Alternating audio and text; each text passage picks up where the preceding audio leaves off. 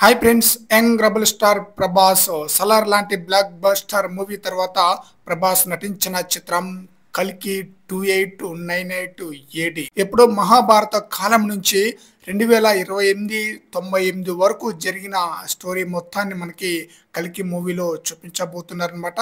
చాలా చాలా ప్రతిష్టాత్మకంగా నాగ్ అశ్విన్ ఈ చిత్రాన్ని డైరెక్షన్ చేశారనమాట. చాలా బ్రహ్మాండంగా ప్రేక్షకులను అయితే ఆకట్టుకోబోతుంది. మరో ప్రపంచంలోకి తీసుకెళ్లబోతున్నాడు డైరెక్టర్ నాగ్ అశ్విన్ ఆడియన్స్ ని. ఈ చిత్రానికి నిర్మాత వచ్చేసి అశ్విని దత్. వైజయంతి మూవీ బ్యానర్ పై అత్యంత ప్రతిష్టాత్మకంగా ఈ మూవీని నిర్మిస్తున్నారనమాట.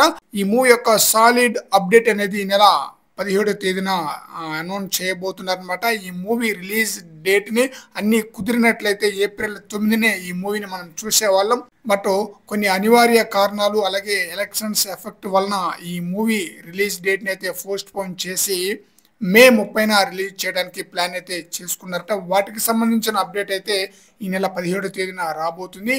మాక్సిమం దాదాపుగా మే 30న ఈ మూవీని రిలీజ్ చేయడానికి సిద్ధమైపోయారట మూవీ మేకర్స్.